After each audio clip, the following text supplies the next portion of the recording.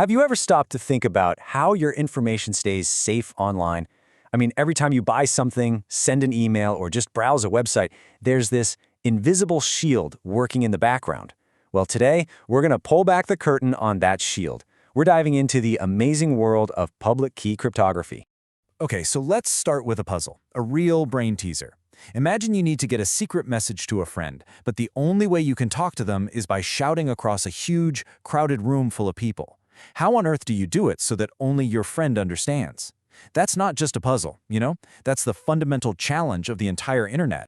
And this slide right here, this really gets to the heart of the problem. If you're in the same room, it's easy, right? You just lean over and whisper the secret password. But online, there is no private whisper. The whole room is always listening. So how do you agree on a secret code when the very act of agreeing on it can be overheard by everyone? Well, the solution is, frankly, brilliant. It's this incredibly elegant idea that revolves around not one, but two different keys. This is the big kahuna, Public-Key Cryptography. You might also hear it called Asymmetric Cryptography. And here's the absolute game changer. You forget about using the same key to both lock and unlock something. Instead, you have a pair of keys. They're mathematically connected, but they do opposite jobs. One key locks, and only its special partner can unlock. So let's break that down. Think of it like this. Your public key is like a special open padlock. You can make 1,000,000 copies and hand them out to absolutely everyone. Anyone who wants to send you a secret can just take one of your padlocks and snap it shut on a box. But your private key, that's the one and only key in the entire world that can open that padlock. You guard that thing with your life. Okay, to make this crystal clear, let's bring in the two most famous people in all of cryptography, our good friends, Alice and Bob. So here's how it goes down. Alice needs to send a secret to Bob. Step 1, she asks for his public padlock. Bob can shout it across that crowded room, he can post it on a billboard. It doesn't matter, because it can only lock things, not unlock them. Step 2, Alice writes her message, puts it in a box, and snaps Bob's public lock on it. It's now total gibberish, what we call ciphertext. And finally, she sends it over. Now only Bob, who has the one and only private key, can open it up and read the message. So simple, and so incredibly secure. But hold on, you're probably thinking, what stops a really smart person from just looking at the public padlock and figuring out how to make the private key?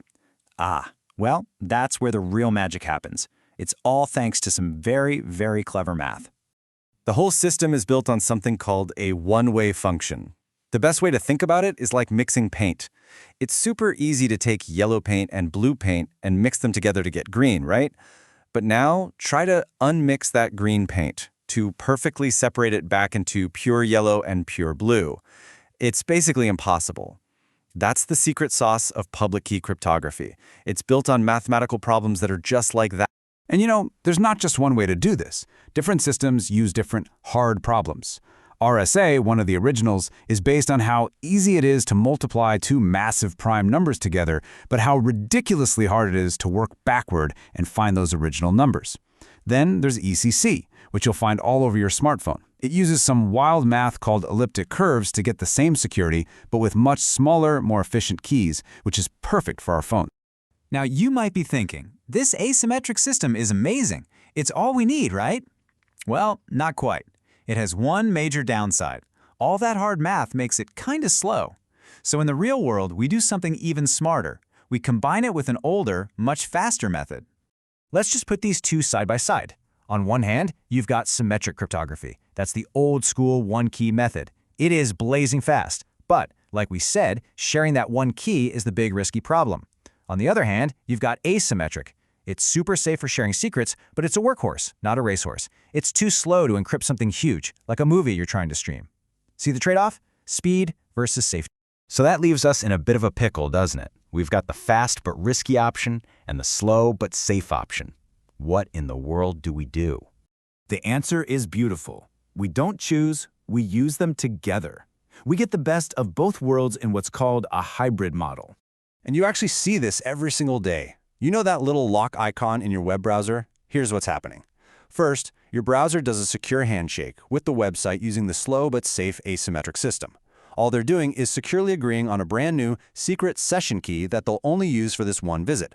Then, once that key is safely shared, boom, they switch over to the fast lane using the speedy symmetric encryption to transfer all the actual data.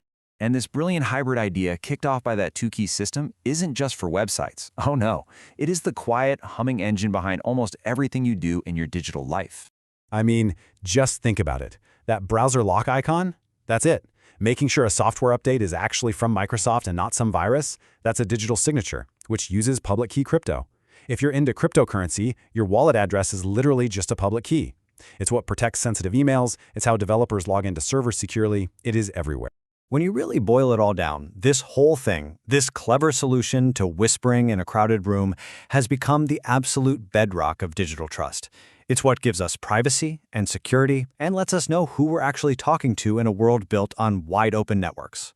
And that kind of leaves us with one last huge thought. The hard math problems protecting us today are nearly impossible for our computers, but they won't be impossible forever. There's a storm on the horizon called quantum computing, which promises to crack these unbreakable locks like they're nothing. So the real question for the future is, what's the next unbreakable idea we're all going to need? What's the next big thing?